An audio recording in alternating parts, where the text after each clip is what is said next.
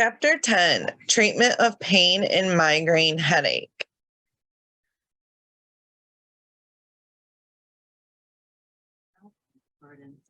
We'll skip through the terms and definitions because we will cover them in the lecture video. So most people experience some type of physical pain in their lifetime. Acute pain is triggered by an injury, burn, infection, or other stimuli and is self-limiting. Chronic pain can persist for years and is often inadequately controlled by pharmaceuticals or other pain management therapies. There is a strong psychological component to pain that is frequently underestimated.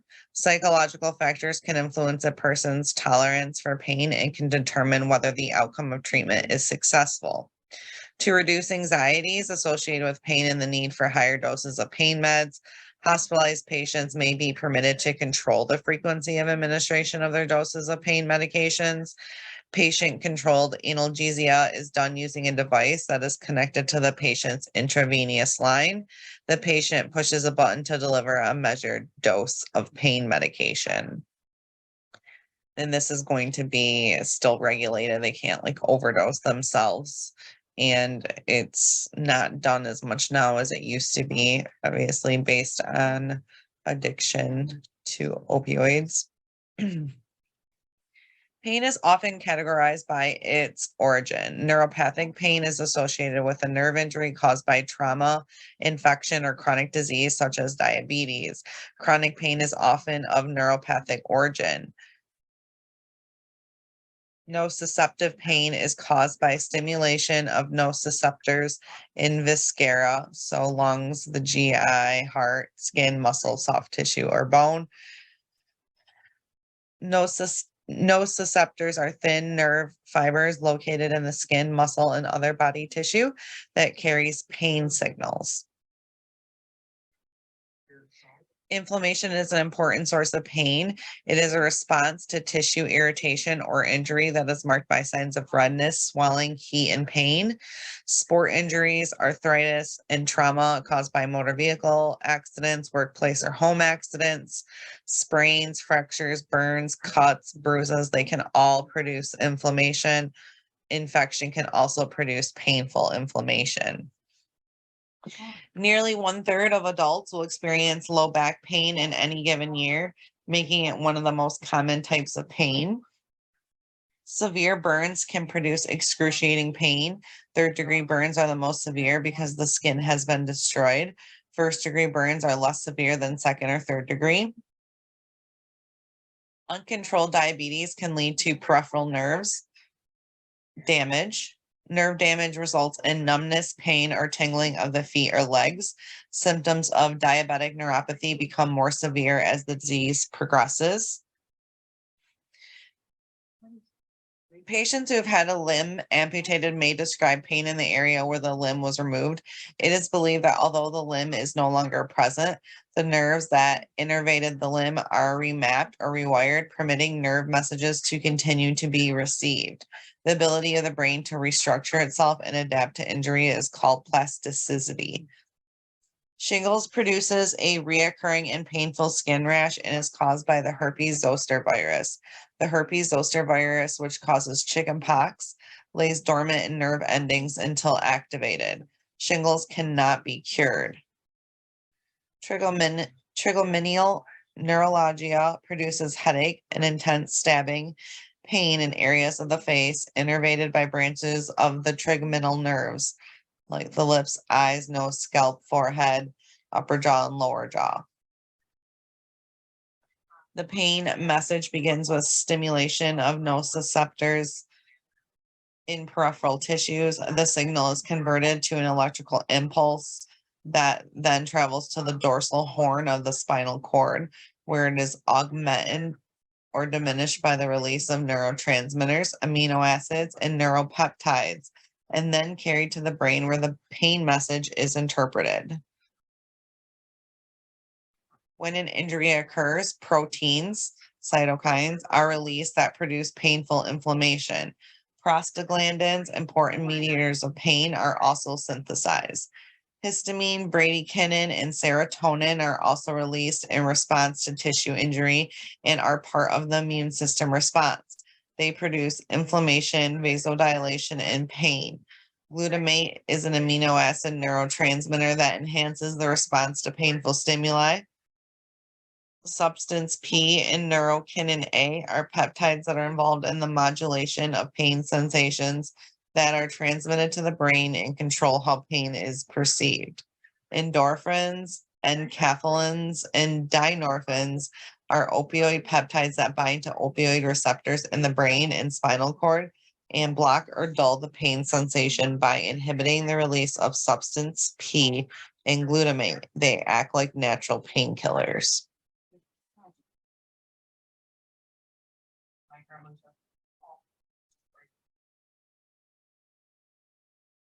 Opiates are naturally occurring substances that are derived from the opium poppy and have been used for more than 2,000 years to induce sleep, euphoria, and relieve diarrhea.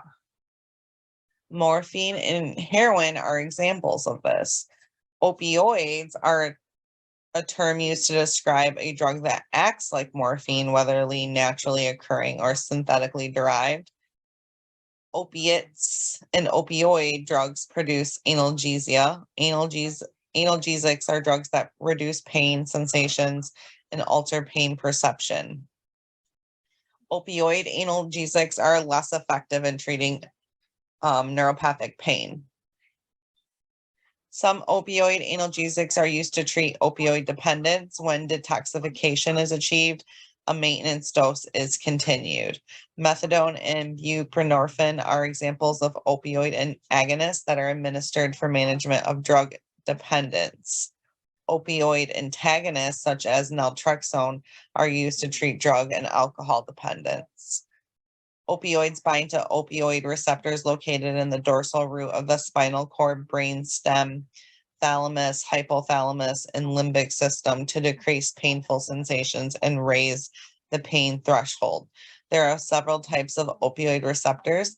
The effects and adverse reactions produced by opioid drugs are related to the receptors that are stimulated by the drugs.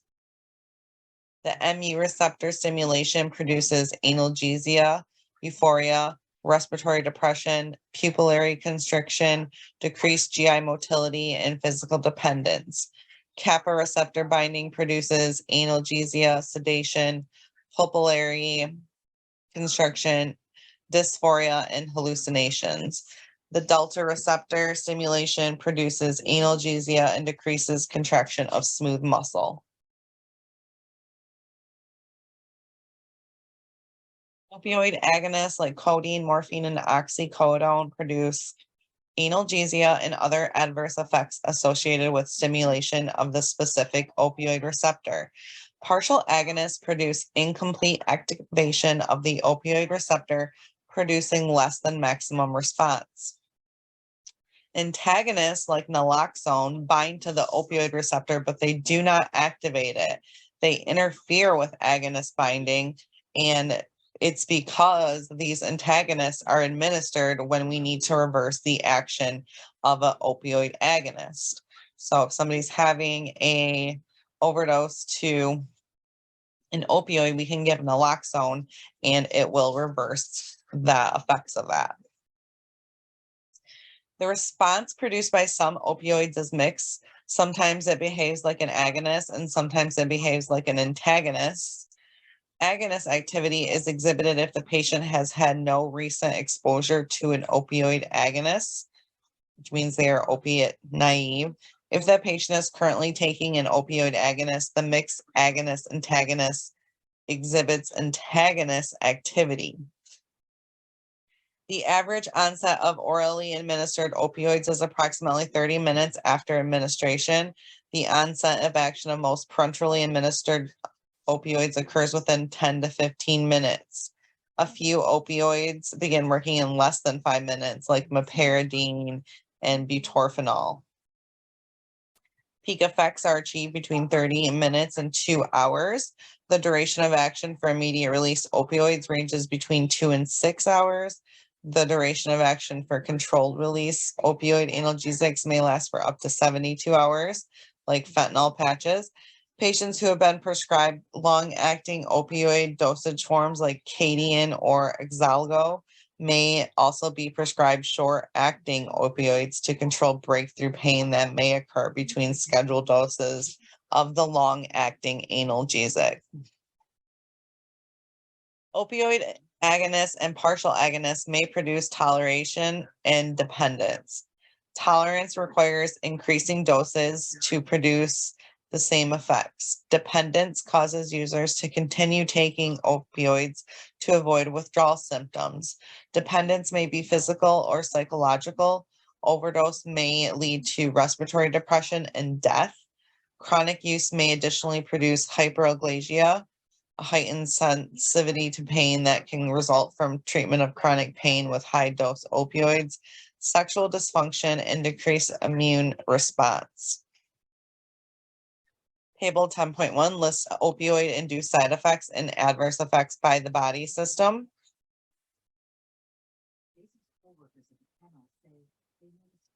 The Duragesic fentanyl patches that are worn for 72 hours should be dispensed with instructions on proper storage and disposal to prevent accidental overdose or poisoning. Opioid antagonists are indicated for the reversal of respiratory depression caused by opioid use. The opioid antagonist naltrexone is indicated for the treatment of opioid overdose and the management of drug and alcohol dependence.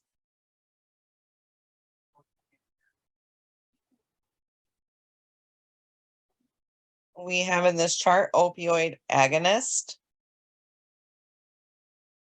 As you can see, most of them are controlled substance. So we have a controlled substances schedule in part of the chart.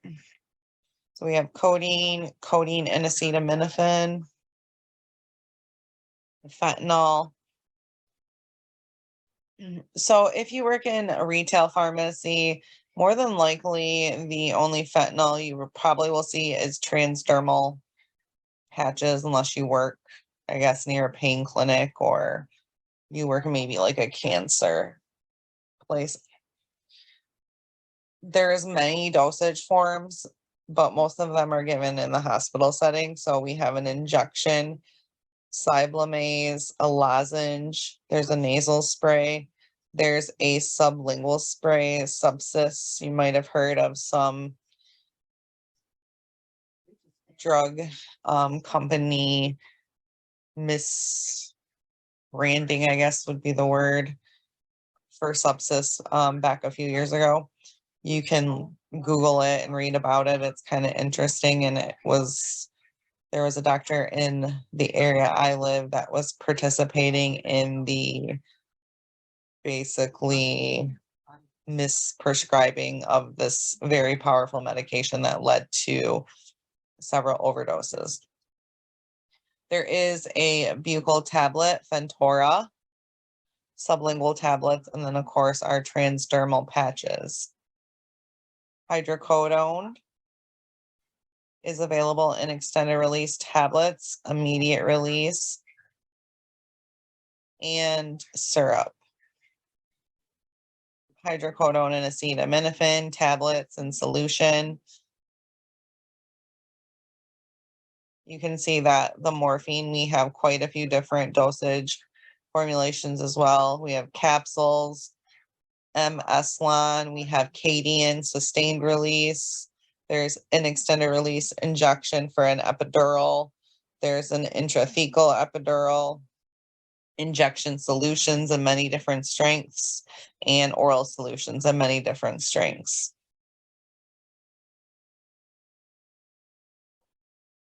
This chart lists mixed agonists and antagonists.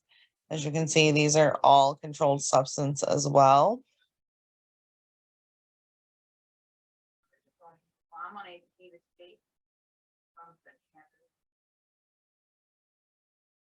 Why would you do that? 46 states have laws that address access to naloxone for opioid overdose. As many as 40 states allow pharmacists to dispense naloxone to the general public without a prescription. It is marketed as a nasal spray or an injectable kit for use by the general public. So the opioid antagonist naloxone like we just said, is available as a nasal spray or an injection solution. So you can, in most states, just go to a pharmacy and ask to purchase this, and no doctor order prescriptions required. If you have a loved one that unfortunately is addicted to opioids or heroin, you can have this on hand in case anything happens, which I know sounds terrible, but it's life. Addiction can happen to anybody.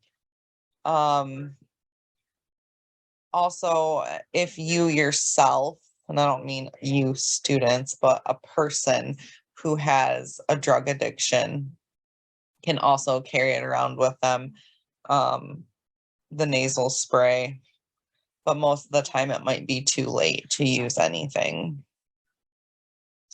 The medication naltrexone, so Vivitrol and Revia are newer medications that are given for drug dependence and heroin dependence, opioid dependence. So not like in the same sense as Narcan or naloxone, not like, oh, we're dying, we have respiratory depression, we need something right away. More like, I need something daily to help my body recover and not withdraw from the opioids. We have the summary of drugs used in drug dependence or reverse effects of opioids, which we have talked about quite a bit so far. The one we haven't really mentioned is methadone. That is also used for opioid dependence. You might have heard of methadone clinics. They're still used where a patient goes in every day and receives their allotted prescribed dose of methadone to help them from withdrawing or relapsing to heroin. And our summary of opioid analgesics has our warning labels. With most and every pain medication, they're going to cause drowsiness, which can obviously impair your ability to drive. Avoiding alcohol with these. Alcohol with this medication can cause respiratory depression. This should be taken with food. They can make you pretty sick on an empty stomach. They can obviously be habit forming. Most of them are controlled substances. You should take each dose with a glass of water. For the transdermal patch, you should rotate sites of application.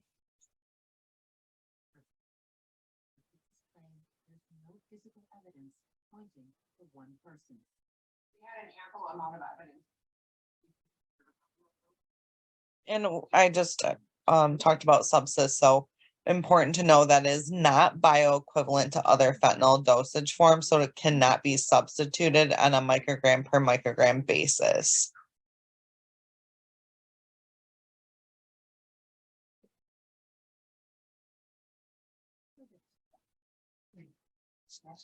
NSAIDs and aspirin have analgesic, anti-inflammatory, and antipyretic properties. An antipyretic is a drug that can reduce fevers. NSAID actions and effectiveness are similar to those of aspirin, which is commonly abbreviated as ASA. Similar to aspirin, NSAIDs decrease prostaglandin synthesis by inhibiting the action of cyclooxygenase 1, COX-1, and cyclooxygenase 2, COX-2. Most NSAIDs are not selective. COX-1 is expressed continuously and is found throughout the body. It is important for regulation of platelet aggregation and biosynthesis of prostaglandins that protect the gastric mucosa. Aspirin and NSAIDs are well absorbed orally. Aspirin is a weak acid, acetylsalicylic acid, and the rate of absorption varies according to the pH of the stomach, small intestines, and urine. Enteric-coated aspirin is released in the pH of the intestine rather than the stomach. Aspirin is eliminated in the urine. All of the NSAIDs and aspirins can produce nausea, GI bleeding, and ulceration. NSAIDs can cause fluid retention, leading to increased blood pressure. Some NSAIDs can produce dizziness. Serious side effects include salicylism, aspirin, hepatotoxicity, ketorolac,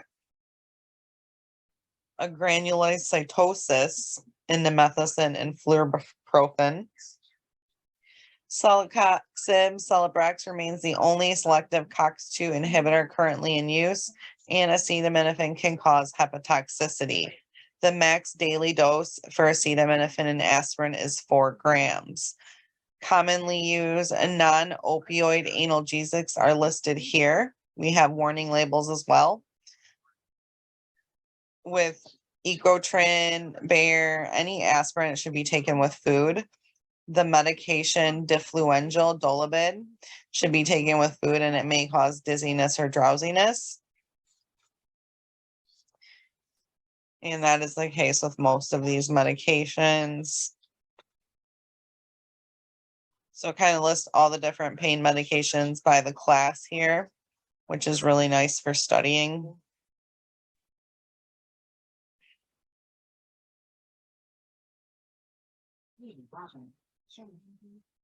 Neuropathic pain is unique because pain sensations are felt even after the injury is healed.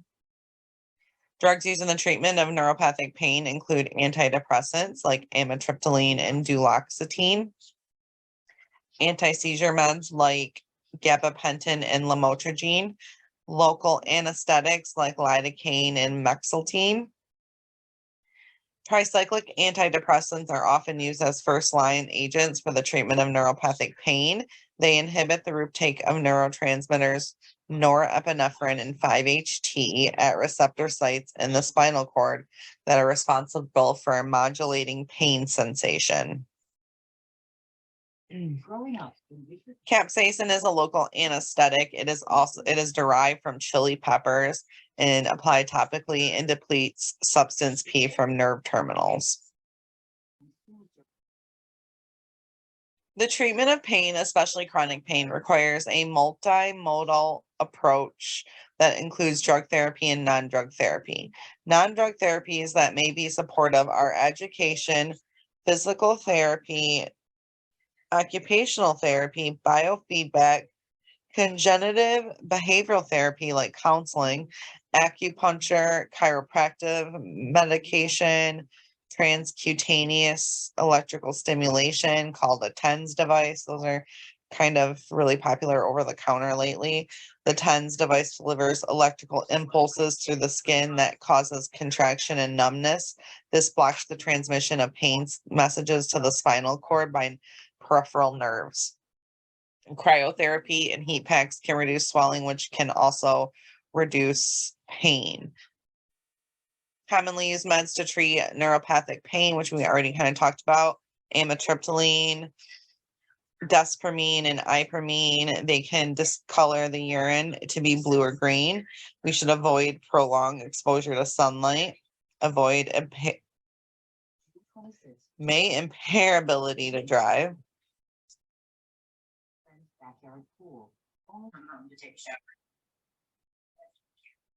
Commonly used drugs to treat neuropathic pain, which we kind of just went over: amitriptyline, despermine, ipramine. An interesting side effect or warning label may discolor urine blue or green. So that's definitely something you'd want to mention to the patient, because they would probably be freaked out if they were new to therapy on that. Also, avoid prolonged exposure to sunlight. Anti-seizure drugs. Avoid alcohol, take with food, avoid antacids. The medication phentoin should be avoided. Antacids within 2 hours of the dose, same with gabapentin. And the medication phentoin pregnancy should be avoided. International Headache Society classifications for primary headaches include migraine headaches, tension headaches, cluster headaches, and trigeminal cephalalgia. Tension headache is the most common for the primary headaches. It produces bilateral pain affecting both sides of the head. It's mild to moderate in intensity and is described as having a pressure or tightening quality. Left untreated, tension headaches may last for 30 minutes up to 7 days. A cluster headache is a frequently reoccurring headache that produces severe pain on one side of the head. Cluster headaches may last from 15 to 90 minutes and occur more frequently in men.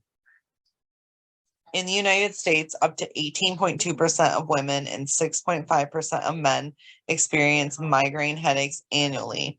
Migraine headaches are typically unilateral, affecting only one side of the brain. However, the headache can spread to the opposite side. An aura is an unusual sensation that is experienced just before the onset of a migraine headache. It may present as a temporary flashing light, blind spots, double visions, a smell, paresthesia, weakness, or aphasia. Severe throbbing pain is a characteristic of migraines. Also nausea, photophobia, and phonophobia. Resting in a quiet area with the lights off can sometimes improve migraine symptoms.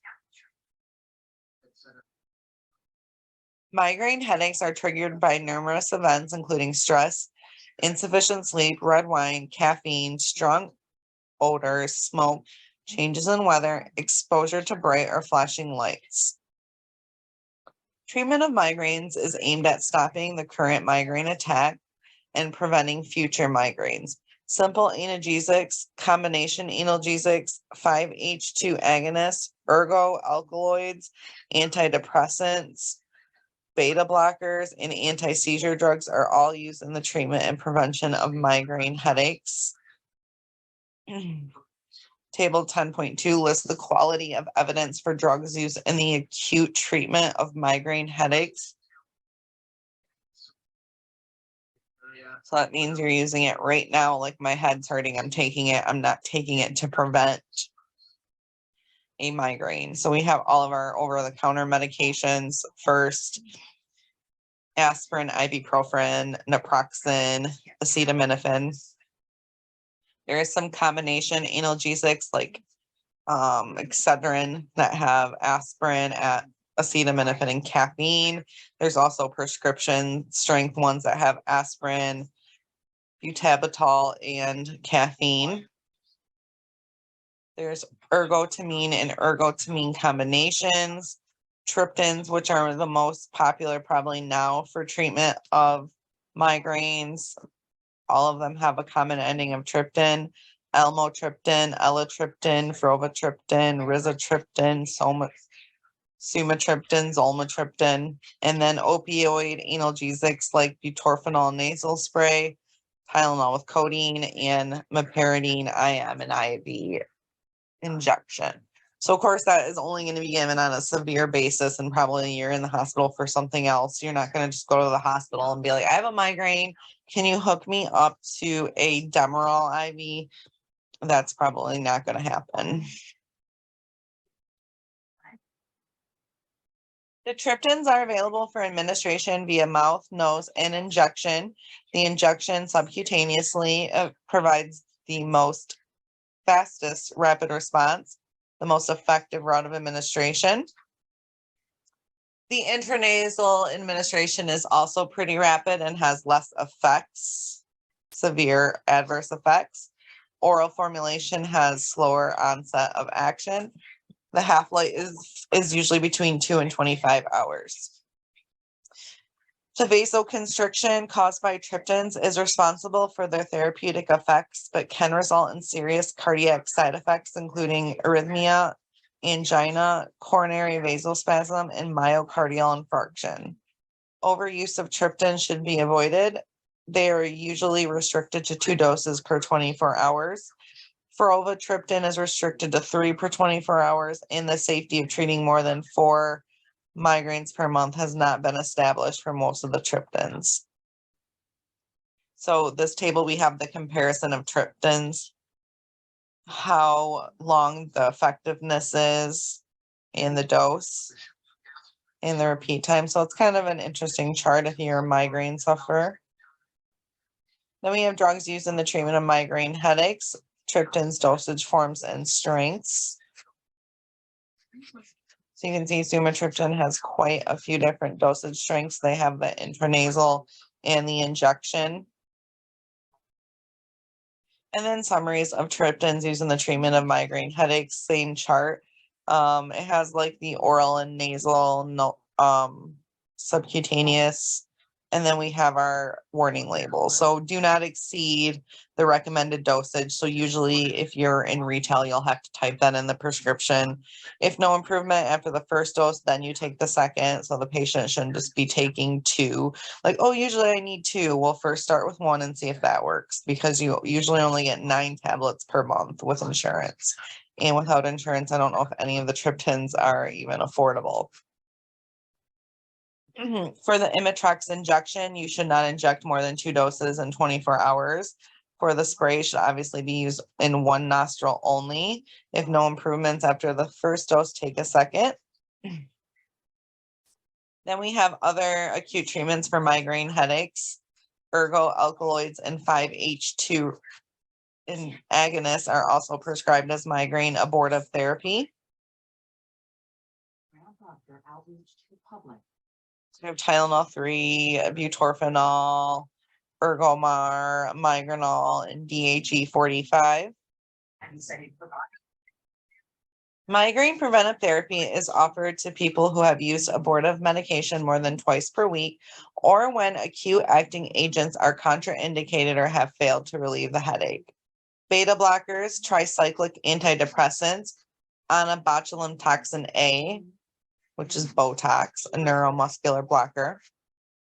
Other neuromuscular blocking agents, anti-seizure drugs, and all of those are used for prophylaxis, prevention of migraine headaches. So we have drugs used for the treatment of migraine headaches. Beta blockers, propranolol is very commonly used for migraines. Anti-epileptic drugs like topiramate and divalproex. Tricyclic antidepressants like amitriptyline. Neuromuscular blockers like anabotulinum toxin A. So that would probably be something you would see at a specialty pharmacy. Maybe it comes in retail now for self-administration. I don't think it does, though. I think it's either going to be something you get at the doctor's office or something that the specialty pharmacy will dose out to you, and then you'll have to take to the doctor's office. And then the last one in the miscellaneous field, it is not available in the United States, so we don't care about it. And our summary of drugs used in the prevention of migraine headaches has our warning labels. This one also has side effects. So propranolol can cause hypotension and lethargy.